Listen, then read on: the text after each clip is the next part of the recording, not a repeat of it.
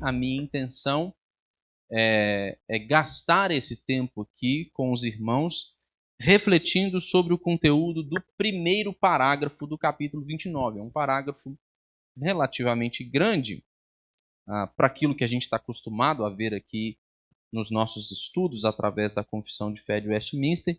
Então, eu prefiro gastar aqui todo o meu tempo prestando atenção no conteúdo deste parágrafo, que tem um caráter introdutório, vai nos ajudar bastante a entendermos o que significa a natureza deste sacramento da ceia do Senhor. Então, como de costume, nós vamos ler aí o que diz o parágrafo alvo do nosso estudo, da nossa reflexão. Diz assim: na noite em que foi traído, nosso Senhor Jesus instituiu o sacramento do seu corpo e sangue, chamado Ceia do Senhor, para ser observado em sua igreja até ao fim do mundo, a fim de lembrar perpetuamente o sacrifício que, em sua morte, ele fez de si mesmo, selar aos verdadeiros crentes os benefícios provenientes desse sacrifício para o seu nutrimento espiritual e crescimento nele, e a sua obrigação de cumprir todos os seus deveres para com ele, e ser um vínculo e penhor da sua comunhão com ele e de uns com os outros, como membros de seu corpo místico. O que nos chama a atenção logo no início deste primeiro parágrafo do capítulo 29 é a menção que os teólogos que redigiram, que escreveram este documento, os teólogos da Assembleia de Westminster, a menção que eles fazem ao momento em que a ceia do Senhor ela foi instituída como um sacramento. Eles, de certa forma, estão como que a reproduzir o que foi narrado nos evangelhos, e o que foi dito também pelo apóstolo Paulo, escrevendo aos Coríntios, no capítulo 11 de sua primeira carta, fala a respeito da instituição da ceia do Senhor. Este parágrafo vai nos mostrar o momento em que a ceia fora instituída, na noite em que foi traído, assim como destacam as histórias do Evangelho e como nos deixa claro o texto do Novo Testamento. O apóstolo Paulo relembra isso, como eu disse, na sua primeira carta aos Coríntios, no capítulo de número 11, mostrando para os seus leitores que ele simplesmente estava entregando aquilo o que ele tinha recebido do próprio Senhor. Então, este primeiro trecho aí do parágrafo 1º do capítulo 29 é uma paráfrase do que dizem as Sagradas Escrituras no Novo Testamento. Os teólogos da Assembleia de Westminster querem nos levar mais uma vez para a noite da traição, para que nós possamos pensar justamente a respeito da origem da ceia do Senhor, enquanto instituída por Jesus como um sacramento a ser celebrado e administrado pela igreja.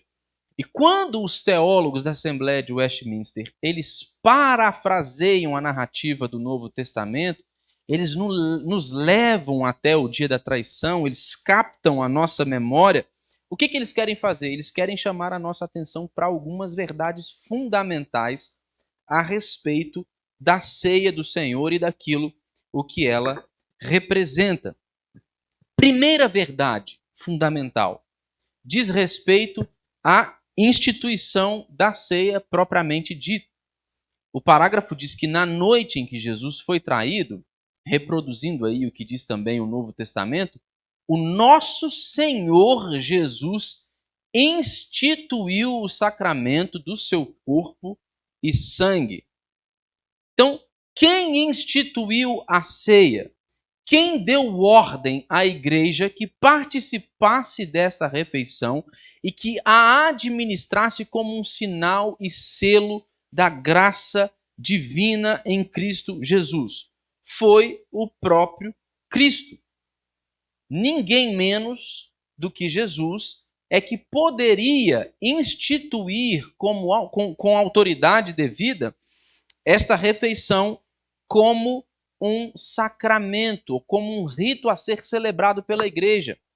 Mas não somente isso, Jesus estava instituindo este sacramento, instituindo a ceia em substituição da Páscoa. Então, o povo judeu, até aquele momento, estava acostumado a participar da festa da Páscoa, festa essa da qual eles participavam enquanto eles celebravam juntos e compartilhavam também uma refeição, mas que era para eles um memorial da libertação do povo da terra do Egito. Mais especificamente, era um memorial, era a celebração da libertação que o Senhor havia realizado pelo povo, conforme descrito no Êxodo, especialmente na noite em que o anjo do Senhor passou pelo Egito, matando todos os primogênitos da terra do Egito. E todo o povo de Deus, que pintou com o sangue de um cordeiro os umbrais das suas portas, eles ficaram então livres de assistirem também aos seus filhos primogênitos terem suas vidas ceifadas pelo anjo do Senhor, a 10ª praga do Egito. Então, a Páscoa era uma lembrança, um memorial para o povo de Deus acerca destas realidades, desta libertação, do êxodo do povo de Israel da terra do Egito. O que Jesus está fazendo ao instituir a ceia como um sacramento? Ele está substituindo um rito pelo outro. Ele está instituindo esta refeição agora que nós fazemos na ceia do Senhor em um caráter de substituição à refeição que eles compartilhavam na Páscoa. E somente Jesus é que poderia fazer isso. Abra aí a sua Bíblia na primeira carta de Paulo aos Coríntios, no capítulo 10, no verso 21. Paulo explica aqui aos coríntios que essa refeição, ele chama esta refeição de mesa do Senhor. Diz assim: não podeis beber o cálice do Senhor e o cálice dos demônios. Não podeis ser participantes da mesa do Senhor e da mesa dos demônios. Agora, veja aí o capítulo de número 11, verso de número 20. Capítulo de número 11, verso 20. Quando, pois, vos reunis no mesmo lugar, não é a ceia do Senhor que comeis. Isso aqui é uma palavra de advertência do apóstolo Paulo aos coríntios acerca da maneira como eles estavam celebrando a ceia do Senhor. Nós vamos parar para poder pensar um pouquinho mais a respeito disso. Mas o ponto é, Paulo explica aos coríntios que essa refeição trata-se da mesa do Senhor, a ceia do Senhor. Não é a ceia da igreja. Não é a mesa da igreja. Não é a ceia do pastor. Não é a mesa do pastor. Não é a ceia do conselho. É a ceia do Senhor. É uma clara referência ao fato de que foi o próprio Jesus quem ordenou este sacramento. Foi o próprio Jesus que instituiu a ceia como um sacramento. Portanto, não se trata de uma invenção humana, assim como é o caso, e nós já refletimos também a respeito do batismo. Nós gastamos bastante tempo refletindo sobre o batismo, e das primeiras constatações que nós fizemos a respeito do batismo, qual é que nós fizemos aqui? O que é que nós vimos? Não se trata de uma invenção humana. Por que a igreja celebra o batismo? Por que nós administramos esse sacramento? Porque esta é uma ordem de Jesus. Porque Jesus nos mandou fazer isso. Porque foi o próprio Cristo que o instituiu enquanto sacramento. É este o caso do batismo e é este também o caso da ceia do Senhor. Isso tem implicações. Porque se a ceia foi instituída por Jesus, se a ceia é a ceia do Senhor, se é da mesa do Senhor que nós participamos, então nós não podemos participar deste sacramento de qualquer maneira. Nós não podemos moldá-lo segundo nossas próprias vontades e gostos pessoais. a ceia do Senhor enquanto sacramento e enquanto instituição do próprio Cristo, ela deve ser celebrada e administrada segundo a prescrição da própria Bíblia, segundo a ordem do nosso Senhor Jesus Cristo. Não se trata de um rito qualquer, irmãos. Há um peso espiritual na celebração da ceia do Senhor. Nós devemos nos lembrar que nós estamos diante de algo que foi instituído e ordenado pelo cabeça da igreja, pelo Senhor da igreja. Nós fazemos parte do corpo de Jesus Cristo. E este, que é aquele do qual nós fazemos parte por termos sido unidos a Ele pela fé, por meio da obra e do ministério do Espírito Santo, Ele nos deu ordens para que nós celebremos a ceia, participemos da sua mesa. Se é a ceia instituída por Jesus, se tem implicações tão graves a respeito de como nós devemos participar da mesa do Senhor, então nós devemos considerar, irmãos, a forma como nós devemos nos preparar para poder participar da ceia do Senhor. O próprio apóstolo Paulo já advertiu os seus irmãos da igreja de Corinto, naquele tempo, a respeito da maneira como eles estavam a participar da mesa do Senhor. Eles eram displicentes, eles ignoravam a seriedade desse sacramento, eles não consideravam a natureza deste rito, eles não consideravam o fato de que esta era uma ordem do próprio Cristo, o que deveria imprimir neles um profundo senso de reverência ao participarem da ceia do Senhor. Por isso que a palavra de ordem, por isso que a exortação do apóstolo Paulo, escrevendo a esses seus irmãos, é que eles viessem a examinar a si mesmos antes de participarem da mesa do Senhor. Porque não se trata de um rito qualquer. Não é algo que possa ser banalizado. A ceia do Senhor, ela foi instituída pelo próprio Cristo e, portanto, nós devemos ser cuidadosos, vigilantes, reverentes ao obedecermos à ordem de Jesus, participando dos elementos que representam o seu corpo e o seu sangue entregue na cruz por nós. Então, a primeira coisa para a qual este parágrafo nos chama a atenção é tanto para o momento em que a ceia foi instituída enquanto sacramento e para quem a instituiu como sacramento a ser administrado na igreja. A segunda coisa que nos chama a atenção aqui neste primeiro parágrafo é o significado dos elementos dos quais nós participamos na ceia. O texto diz que o nosso Senhor Jesus instituiu o sacramento do seu corpo e do seu sangue. O sacramento é o sacramento do seu corpo e do seu sangue. E talvez essa seja uma frase surpreendente para alguns irmãos nossos quando ouvem esta frase. O sacramento não é o sacramento do pão e do vinho, é o sacramento do corpo e do sangue. O que isso significa?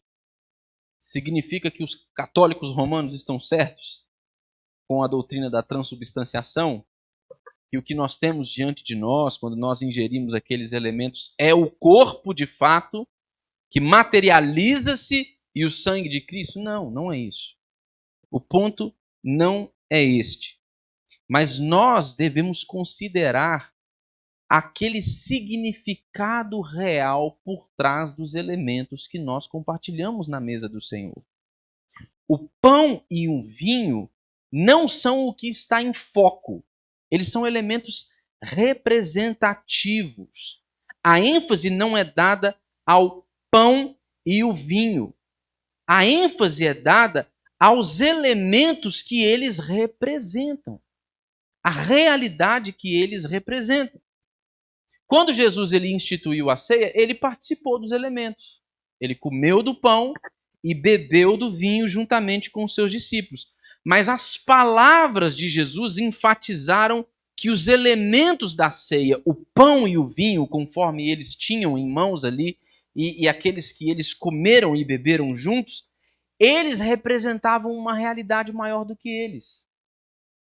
Jesus, ao repartir o pão, disse o quê? Este é o meu pão. Não, ele disse, este é o meu corpo. Este é o meu vinho. Não, este é o meu sangue. É o cálice da nova aliança.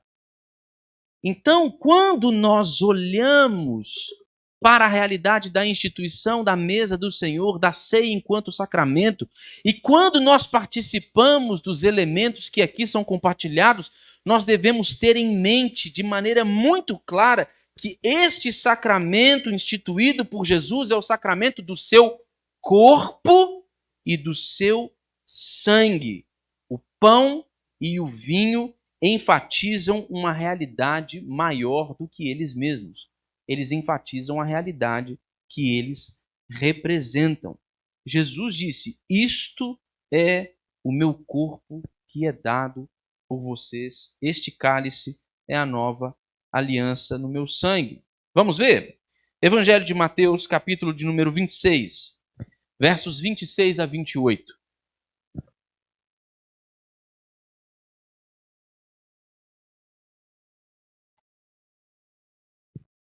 Quem quiser pode ler para nós.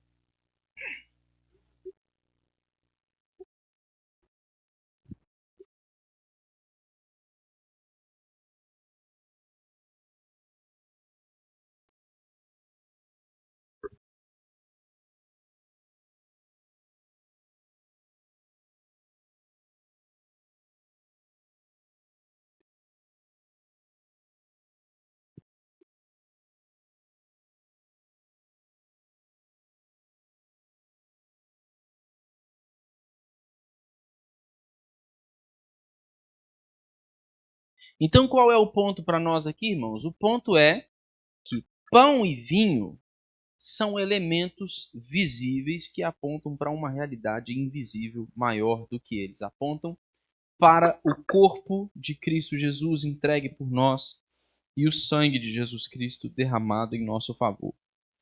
Existe uma outra implicação quando a gente pensa sobre esses elementos, por exemplo.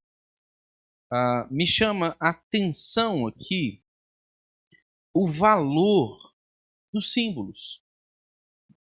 A Bíblia está recheada deles. Mas nós nos relacionamos com símbolos e devemos nos relacionar com eles de maneira muito responsável, reverente e sábia. O problema é que existem círculos em que há um apreço por simbologias que se dá de forma muito desordenada e irrefletida, beirando um comportamento idólatra. Mas símbolos são importantes. Nós estamos a falar de uma realidade invisível, que somente pode ser contemplada a partir de um olhar de fé. É isso que os sacramentos comunicam. Eles são sinais visíveis de uma graça invisível. Nós somente podemos experimentá-la e contemplá-la pela fé. Mas existem elementos simbólicos que nos oferecem tangibilidade, que são para nós um indicativo de que, embora nós não possamos contemplar e tocar aquela realidade na qual nós cremos, elas são realidades tangíveis. É uma lembrança para nós. A Bíblia está repleta de símbolos, a maioria deles que encontrou o seu cumprimento na pessoa de Jesus Cristo.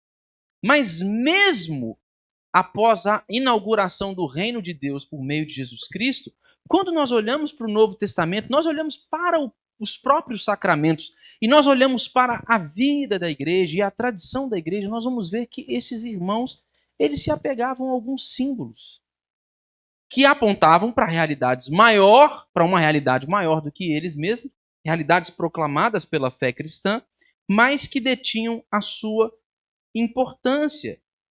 Portanto, não deveriam ser negligenciados. E o ponto para mim eu tenho um gosto particular pelos símbolos e faço considerações a respeito do seu valor. O ponto para mim é o seguinte: quando nós negligenciamos alguns símbolos, irmãos, não é como se nós estivéssemos aderindo a um estilo de vida em que há uma completa ausência de simbologias. A verdade é que normalmente nós abrimos mão de um determinado símbolo para nos apegarmos a um outro. Nós admitimos uma série de símbolos da nossa cultura, do nosso tempo, da vida que está em torno da gente, cercando a gente, e admitimos isso de forma irrefletida. Mas os símbolos da nossa fé, nós às vezes temos problemas com eles. Tem gente que tem problema com o fato de terem cristãos que usam uma cruz, como eu gosto de usar. É uma questão, veja bem, as pessoas não precisam passar a usar cruz por causa disso.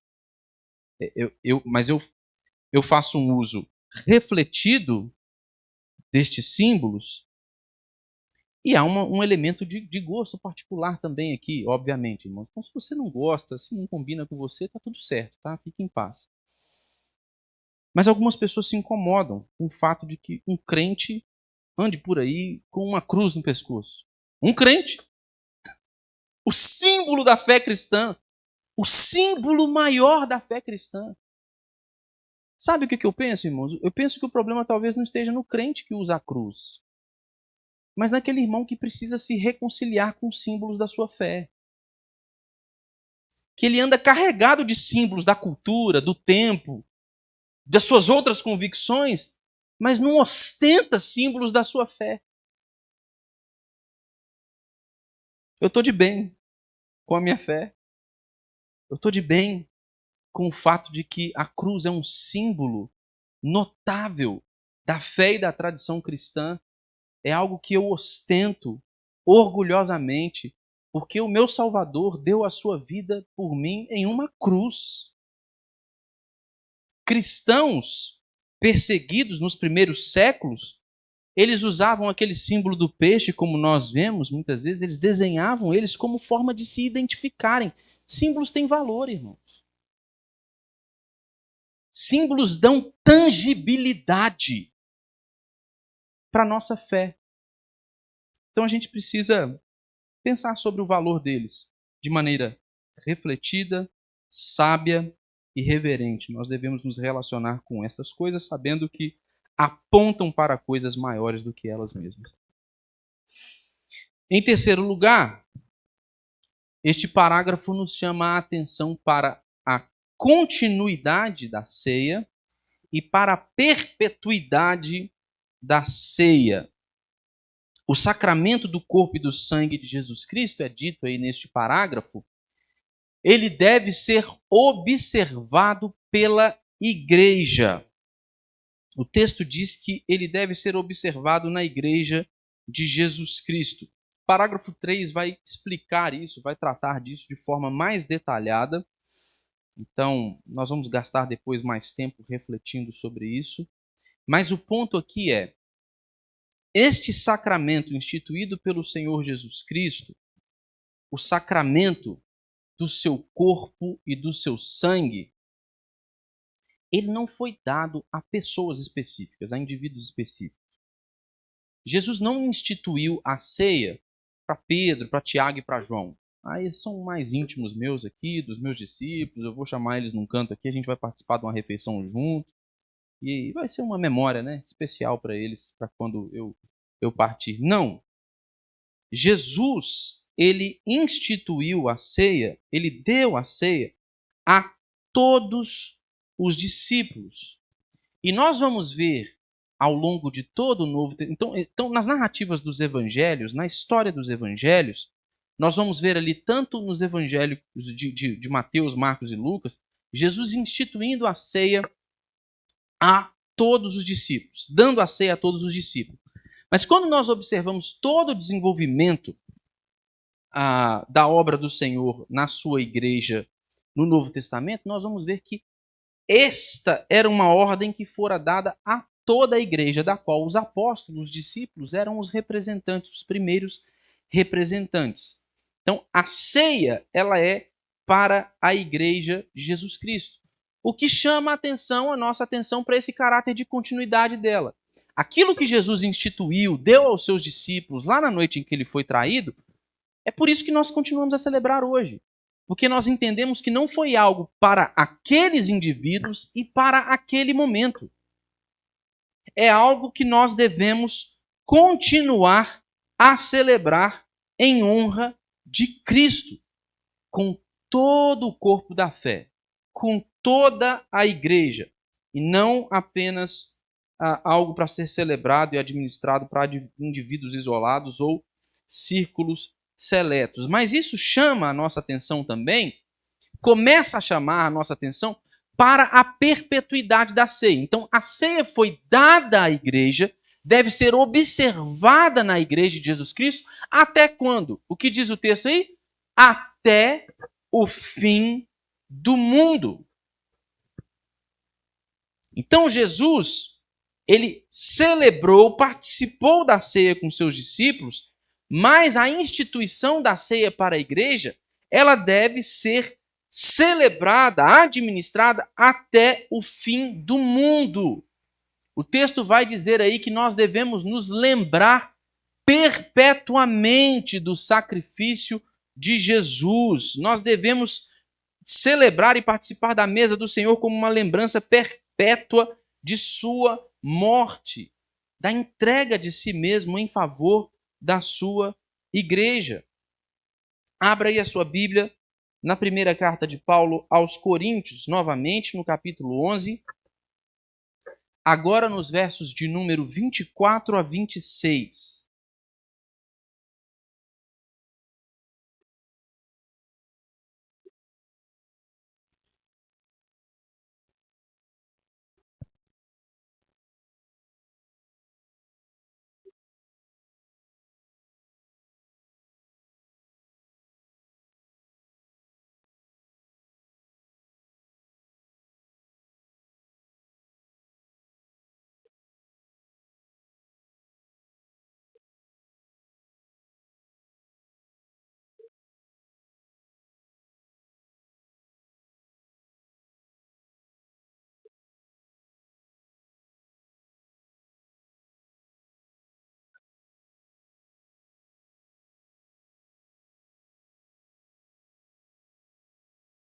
Então, como é que nós anunciamos a morte do Senhor até que ele venha?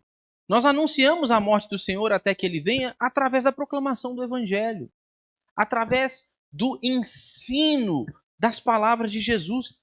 Mas a Escritura, o apóstolo Paulo está nos mostrando que nós também anunciamos a morte de nosso Senhor Jesus Cristo até que ele venha por meio da ceia, ao participarmos da mesa do Senhor. Por isso que esta é uma ordem contínua e perpétua para a igreja, até que Cristo Jesus venha. Por quê? Porque é inconcebível, irmãos, que cristãos se esqueçam do sacrifício realizado por Jesus Cristo em favor da igreja. Nós vamos ver isso um pouco mais à frente, mas nós nos alimentamos espiritualmente dessa realidade, irmãos. Nenhum crente poderia subsistir espiritualmente não considerando esta realidade, a realidade do sacrifício redentor de Jesus Cristo. Nós anunciamos a morte de Jesus até que ele venha porque nós precisamos constantemente nos lembrar da morte de Jesus. Nós precisamos continuamente nos recordarmos daquilo o que Jesus fez por nós. Irmãos, a celebração da ceia do Senhor é um ensaio da eternidade. É uma lembrança de que nós vivemos na realidade entre a cruz de Cristo Jesus na qual ele entregou a sua própria vida por nós, e a realidade da eternidade que nós passaremos com ele uma vez consumado o seu reino. Nós vivemos nesse interregno, irmãos.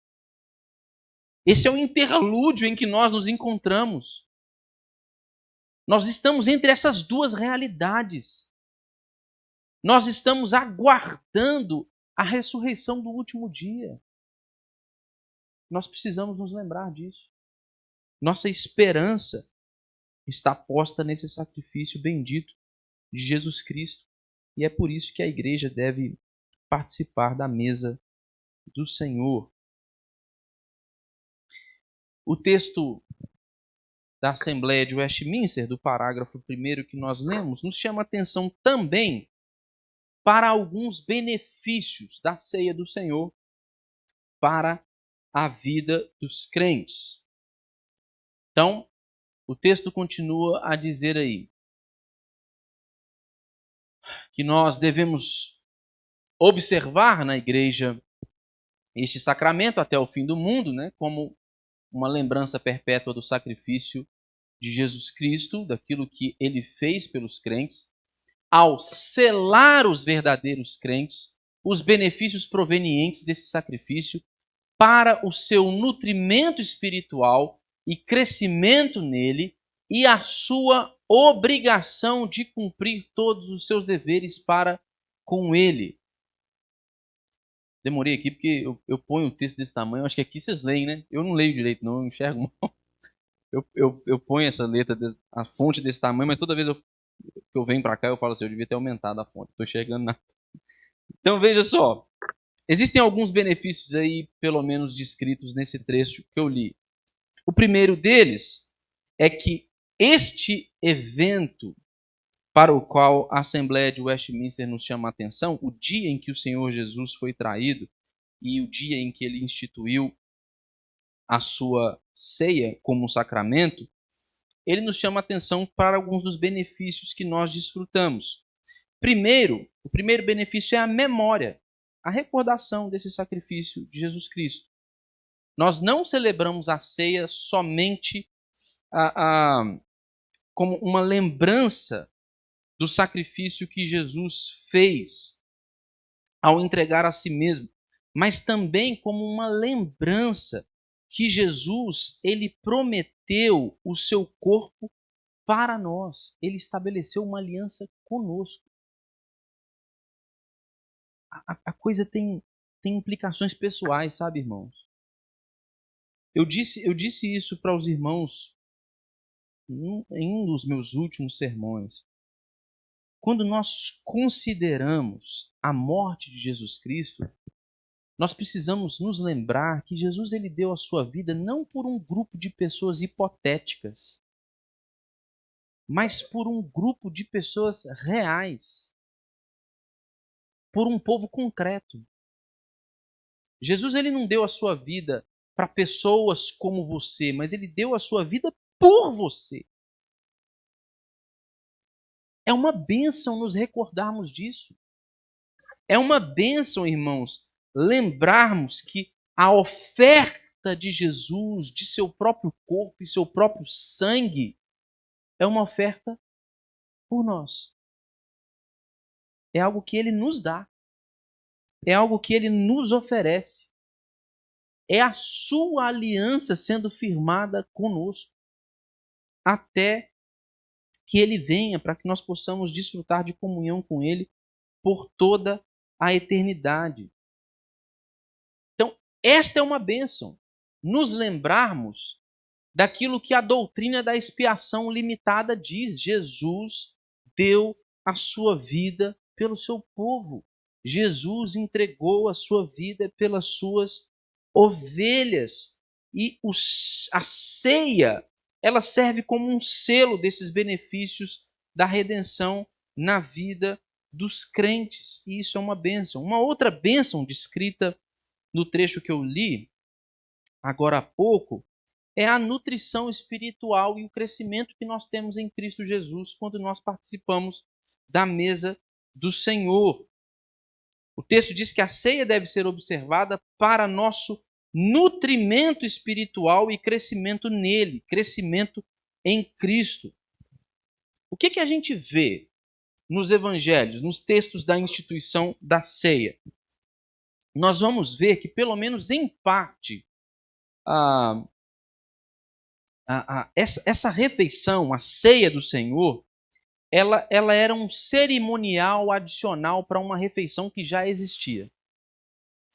Quando Jesus ele reparte os elementos com os seus discípulos, é interessante que o texto diz, o texto do apóstolo Paulo, escrevendo aos Coríntios, fazendo recordação à instituição da ceia, diz que depois de ter ceado, então Jesus tomou o pão e o cálice e distribuiu para os seus discípulos para que eles participassem junto. Então, há um sentido em que a ceia ela era um cerimonial adicional para uma refeição que já existia. Eles já tinham comido. Eles já tinham sido alimentados. Por que eu estou dizendo isso? Porque o objetivo da ceia, irmãos, não é prover para nós uma refeição normal, como o café da manhã que nós tomamos na nossa casa, o almoço, o nosso jantar. Não. A ceia do Senhor não tem por designação este papel de prover para nós uma refeição normal. O objetivo da ceia do Senhor não é a nutrição do corpo, não é o crescimento do corpo. Esse era o problema dos crentes da igreja de Corinto, irmãos. Paulo teve que advertir os crentes da igreja de Corinto a respeito da seriedade da ceia do Senhor e de como eles deveriam se portar ao participarem da mesa do Senhor. Ele teve que fazer isso porque um dos problemas que aqueles irmãos estavam enfrentando é que todas as vezes que eles se reuniam para participar da mesa do Senhor, alguns irmãos no meio daquela comunidade se apressavam em se servir. Para quê? Para eles terem o suficiente para comer. Então, eles estavam confundindo o significado real da ceia do Senhor, daquela refeição simbólica, com uma outra refeição qualquer. Os crentes estavam indo para a igreja no dia de participar da mesa do Senhor para quê? Para encher a barriga. Para encher a barriga. Há quem diga que tinha irmãos que bebiam tanto vinho a ponto de ficarem embriagados. Paulo teve que exortar aqueles crentes, teve que chamar a atenção deles. Por quê? Porque esta refeição ela é um emblema do sacrifício de Jesus. Ela não tem por finalidade promover qualquer tipo de nutrimento normal, de crescimento corporal. Ela serve ao propósito de nos nutrir espiritualmente. Nós somos nutridos espiritualmente ao participarmos da mesa do Senhor. Então, quando nós nos aproximamos da mesa do Senhor, irmãos, e a nutrição espiritual é um benefício de participarmos da mesa do Senhor, nós devemos sim nos aproximar da mesa do Senhor com fome, mas com fome espiritual. Com desejo de se tornar mais parecido com Jesus Cristo. Com um desejo profundo no coração de que aquela realidade que a ceia e a mesa do Senhor comunicam, ela seja impressa com poder na mente, no coração, ela ganhe contornos práticos na nossa vida comum. Esse tipo de fome é que nós devemos carregar para a mesa do Senhor. A fome de compreender mais, de mergulhar mais, de nos aprofundarmos mais no amor de Jesus Cristo, de conhecermos mais a Jesus Cristo e de sermos mais como Ele. A ceia do Senhor providencia isso para nós, nutrição espiritual. Mas ela é também uma oportunidade de renovação da nossa obediência e do nosso compromisso com Jesus Cristo. O texto diz aí que nós devemos celebrar a ceia do Senhor por causa da nossa obrigação de cumprir todos os nossos deveres para com Jesus. O que isso significa? O que os teólogos da Assembleia de Westminster estavam querendo dizer ao afirmarem isso? Eles estavam mostrando aqui para nós que quando nós percebemos a realidade daquilo que Jesus Cristo fez, entregando a si mesmo como um sacrifício pelo seu povo, esta lembrança permanente do Evangelho que nós temos por meio da ceia do Senhor, da instituição deste sacramento, deve nos mover a pensar nessas realidades, mas não somente pensar mais nessas realidades, mas nos deve mover a agir com base nessa realidade. Quando nós participamos da mesa do Senhor, nossos compromissos com Jesus, eles são renovados, irmãos. Nós nos tornamos mais cientes dos deveres que nós temos para com Jesus e da necessidade de cumpri-los. Essas aqui são razões suficientes para que a gente observe com cuidado e reverentemente a ceia do Senhor. Porque a ceia, a mesa do Senhor, é uma declaração de lealdade exclusiva a Jesus. Nós estamos anunciando a morte de Jesus Cristo até que Ele venha. Estamos anunciando que foi Ele quem comprou e conquistou a nossa salvação. Estamos anunciando que Ele é o nosso Senhor, que a nossa vida pertence a Ele e que nós vamos continuar nos comprometendo com Ele e cumprindo os nossos deveres com Ele. É isso que a ceia do Senhor comunica e isso é um benefício, uma bênção para nós. Mas isso tem implicações que nos levam mais uma vez a refletir sobre a seriedade deste sacramento. Nós devemos examinar a nós mesmos. Nós devemos perceber a motivação, como está o nosso coração, com que disposição nós estamos participando da mesa do Senhor. Nós devemos fazer isso em honra de Jesus Cristo. E em último lugar, em quinto lugar aí, o texto da confissão nos chama a atenção para a nossa comunhão com Cristo, para como o sacramento ele revela, reflete a nossa comunhão com Cristo, mas também a nossa comunhão com a igreja. Então, o texto vai terminar aí no parágrafo dizendo que a ceia do Senhor foi instituída com o fim de ser um vínculo e penhor da sua comunhão com Ele, da comunhão da igreja com Cristo, e de uns com os outros como membros de seu corpo místico. A ceia, ela deve ser observada na igreja como um símbolo poderoso da nossa comunhão com Jesus por meio do Espírito Santo. Nós refletimos um pouco no último domingo a respeito do ministério do Espírito e do tipo de comunhão que a vinda do Espírito inaugura entre Cristo Jesus e os crentes. No texto que nós lemos e refletimos sobre ele no último domingo, nós vimos, por exemplo, Jesus dizendo aos seus discípulos que eles não precisavam ficar tristes, porque a partida dele era melhor para eles. O que estava para acontecer depois de Jesus voltar para a presença do Pai seria melhor para aqueles discípulos. A comunhão daqueles discípulos com Jesus, ela não estaria mais restrita aos limites de tempo e de espaço. Porque a vinda do Espírito cumpriria a promessa de Jesus de estar com seus discípulos todos os dias até a consumação dos séculos. Então, quando nós participamos da mesa do Senhor, nós somos lembrados, e não somente somos lembrados, mas desfrutamos de uma comunhão concreta com a pessoa de Jesus Cristo por meio do Espírito. Ele habita no nosso meio. Ele está conosco. E nós devemos considerar isso, irmãos. Quando nós participamos da mesa do Senhor, nós estamos a comungar com Jesus.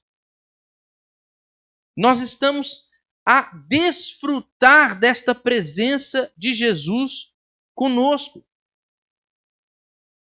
Os discípulos participaram da mesa no dia e na noite em que Jesus foi traído, com Jesus, estando ali em sua presença e corpo físico.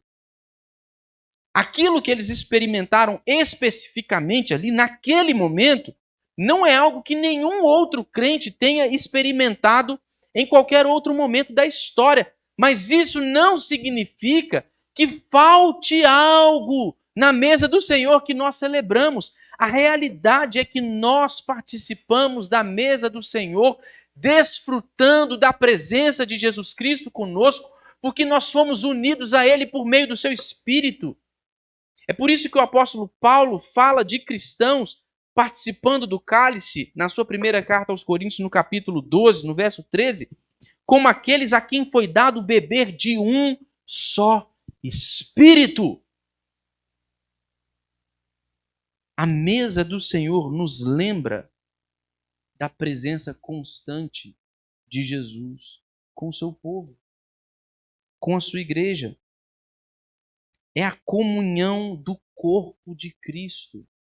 A mesa do Senhor é a comunhão do corpo de Cristo. Nós somos unidos a Cristo pela fé e pela ação do Espírito Santo, e nós temos comunhão real com Jesus quando nós participamos da ceia. Mas a ceia ela não reflete somente a natureza da nossa comunhão com Jesus, mas ela reflete a natureza da nossa comunhão uns com os outros, da nossa comunhão com os outros cristãos. Os discípulos participaram da mesa, da refeição com Jesus, mas eles participaram uns com os outros também. Então, quando nós vamos... Abra aí sua Bíblia no capítulo 10 de 1 aos Coríntios.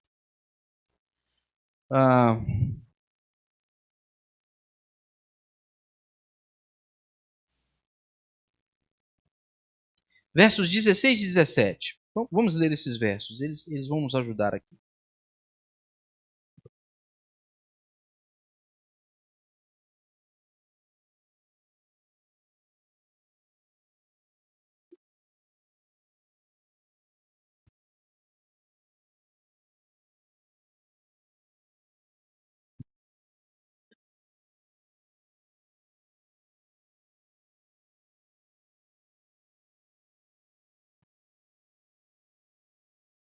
Então volta aí o versículo 16. Perceba só um segundo, percebam só. A ênfase do apóstolo Paulo aqui no versículo 16 é a nossa comunhão com Jesus Cristo. Ele diz, porventura o cálice da bênção que abençoamos não é a comunhão do sangue de Jesus Cristo? Não é a comunhão do corpo de Cristo? Mas veja o que ele diz no verso 17. Ele passa da ênfase à comunhão com Jesus para a ênfase à comunhão do corpo de Cristo, para a ênfase à comunhão dos crentes. Ele diz, porque nós, embora muitos, somos unicamente um pão, um só corpo, porque todos participamos do único pão. Então, irmãos, a ceia do Senhor nos lembra não somente da nossa comunhão com Jesus e nos oferece um desfrute desta comunhão com Jesus por fazermos parte de seu corpo místico, do seu corpo misterioso, mas a celebração, a mesa do Senhor, ela é uma lembrança de que nós somos unidos uns aos outros e nos oferece o desfrute de uma comunhão preciosa como corpo da fé. Jesus Cristo, ao dar a sua vida pelo seu povo, ao dar a sua vida por mim e por você, ele não fez isso para que nós pudéssemos desfrutar dos benefícios da redenção e do seu sacrifício em um caráter puramente individual. Mas Jesus, ele oferece a si mesmo como sacrifício por nós, para a nossa redenção, e ele nos une à igreja, que é o seu corpo, ao seu povo. Não é surpresa para nós, então, que a Assembleia concluiu aqui que o sacramento do corpo e do sangue de Jesus Cristo ele deve ser observado como vínculo e penhor da sua comunhão com Ele, com Jesus Cristo, e de uns com os outros como membros do seu corpo místico. A verdade, irmãos, é que a refeição que é comumente chamada de a última ceia, quando nós a vemos sendo descrita no Evangelho, ela foi só a primeira ceia.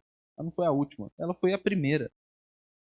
E esta ceia é um sinal da nossa unidade com Cristo, mas da nossa unidade também com os nossos irmãos em Cristo Jesus. Por isso, irmãos, quando nós participamos da mesa do Senhor, nós não devemos examinar a nós mesmos considerando somente o nosso relacionamento com Deus. Mas nós devemos examinar a nós mesmos considerando também o nosso relacionamento com os nossos irmãos. Até porque a realidade, irmãos, é que não é possível fazer qualquer tipo de consideração que seja verdadeira a respeito do nosso próprio relacionamento com Deus, sem que esta realidade seja percebida também na nossa relação com o nosso próximo. Não é assim que o apóstolo João nos ensina? Ele nos adverte, olha, você não pode dizer que ama a Deus a quem você não vê se você não ama o seu irmão. Então não é possível que eu diga que estou desfrutando de uma boa relação com Deus, que está tudo em ordem, se existem fraturas no corpo. Se eu rompi com o meu irmão, se eu não perdoei o meu irmão, se eu não dei uma outra milha com o meu irmão, se eu não ofereci a outra face ao meu irmão. Quando nós examinamos a nós mesmos para participarmos da mesa do Senhor, nós nos lembramos de Deus, mas como resultado de nos lembrarmos, em primeiro lugar, de nosso Deus e Pai em Jesus Cristo, nós nos lembramos também dos nossos irmãos. Os irmãos que nós ferimos, nós devemos nos reconciliar com eles. Os irmãos que nós destratamos, nós devemos buscá-los e pedir perdão. Nós devemos ter este profundo senso de dever, de buscarmos a reconciliação e de pelejarmos pela unidade do corpo de Jesus Cristo. No que depender de vós, tende paz com todos os homens. Então, se depende de mim ou se depende de você, meu irmão, faça o que é preciso fazer para preservar a unidade do corpo. Para revelar a realidade na sua própria vida do mistério da reconciliação. Nós precisamos, irmãos, atentar para isso. Nós vivemos hoje, não que nós não tenhamos vivido em outros tempos, mas há um tempero especial, né? Há uma característica especial no tipo de divisão que nós estamos assistindo hoje no mundo. Nós estamos vivendo em um tempo de divisões, de polarização. Os eventos recentes agora no nosso mundo deflagraram o nível de ruptura, de ódio e de divisão existente entre aqueles que abraçaram ideologias políticas como sendo a salvação ou a promessa de redenção para um mundo caído. E isso não seria um problema para nós se esta fosse uma realidade para o lado de fora das portas da nossa igreja. Mas essa é uma realidade que invadiu o lado de dentro das nossas comunidades. Por causa de um ato de radicalização de um lado político extremado, violento, opressor. O outro lado agora responde como? Nós devemos abraçar esse extremismo agora também. Mas a surpresa que muito deveria nos entristecer é que esse tipo de defesa de radicalização, muitas vezes sai da boca de crentes. Nós precisamos nos lembrar que o nosso Cristo é aquele que nós devemos, que nos diz que nós devemos amar não somente aqueles que nos fazem o bem, mas nós devemos amar também os nossos inimigos. A nossa religião, a nossa fé e a nossa esperança, a minha e a sua esperança, irmãos, ela está fundamentada no fato de que Jesus é um Salvador que deu a vida pelos seus inimigos. Você não era o bonzinho da história. Você não era do grupo que ficou do lado do pessoal que não queria que matassem Jesus. Você não estava no lado da galera. Olha, esse pessoal que está pedindo Barrabás, gente, que absurdo. Não! A realidade é que todos nós éramos inimigos de Deus. Todos nós teríamos desejado a morte daquele inocente. Todos nós teríamos oprimido a Jesus. Cada um de nós teria ofendido a Jesus quando crucificado. Mas ele orou por nós. Pai, perdoa. Eles não sabem o que fazem. Vocês percebem o nível de divisão que nós vivemos no mundo? E como isso está refletido dentro da igreja? A ceia do Senhor, irmãos, é um lembrete para nós da comunhão que nós temos com Deus por meio de Jesus Cristo, mas de como essa comunhão envolve necessariamente a nossa comunhão com o corpo de Jesus. Nós devemos pelejar, lutar pela unidade do corpo de Cristo. Nós devemos preservar a unidade do corpo de Cristo, dos vínculos de amor com o qual Cristo Jesus nos amou e nos conquistou como seu povo. Irmãos, nós precisamos pensar nisso. Sabe, esse vai ser, talvez este seja, talvez esta seja a grande demonstração de valor e verdade da fé cristã para o mundo nos dias de hoje. O amor que nós temos uns pelos outros. O serviço que nós prestamos uns pelos outros. Mesmo sendo gente tão diferente, mesmo tendo tons diferentes, mesmo tendo vindo de lugares diferentes, mesmo pensando diferente sobre uma gama diversa de fatores. Mas talvez esta seja a grande oportunidade do povo de Deus, da igreja de Deus, mostrar que o nosso Rei e Senhor, o nosso Redentor, é aquele que deu a sua vida para derrubar as paredes de separação que haviam entre nós.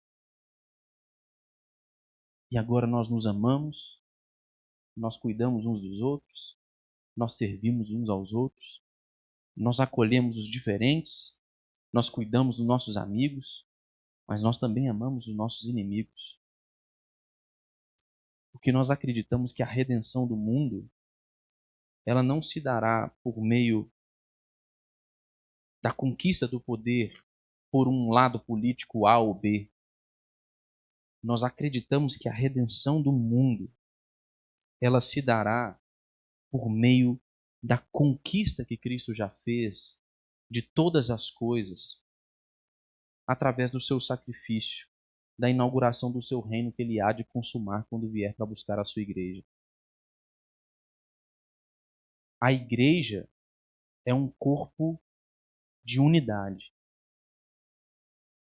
E a igreja é um corpo de unidade que proclama a realidade de que existe só um Senhor, irmãos. Somente um Senhor e Rei. Nós não nos dobraremos a nenhum outro. Toda gente é importante. Toda vida importa. E nós vamos nos sacrificar uns pelos outros, até que Jesus volte para consumar o seu reino. A ceia nos lembra do tipo de compromisso que nós temos que ter com a unidade. E talvez ela deve nos lembrar de um modo especial ainda mais disso nos dias que nós estamos vivendo hoje. Amém? Alguém quer falar algo? Sim, Silvio. Deixa eu levar o microfone para você aí, meu irmão. Pode falar então.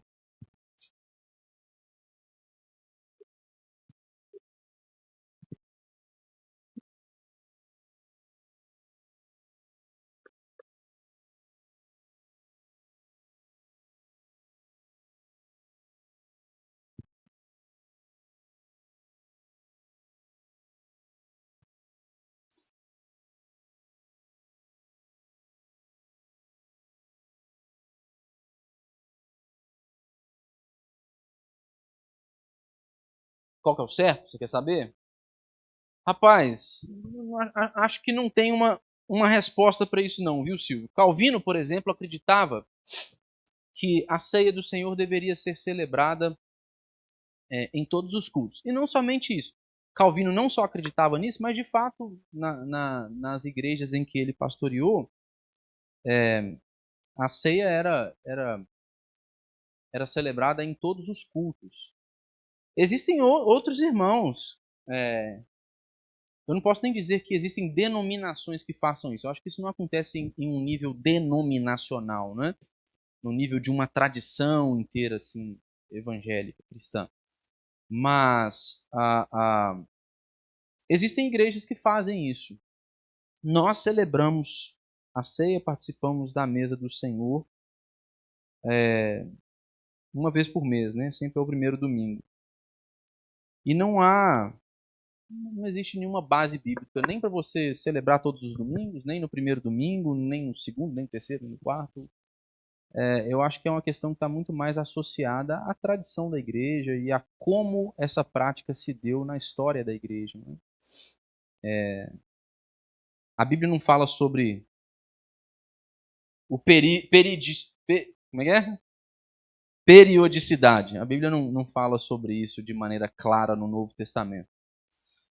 Então, se ela não fala, nós encaramos como sendo aquelas questões indiferentes. Né? Importante é celebrar, administrar o sacramento, obedecendo à ordenança do Senhor Jesus Cristo.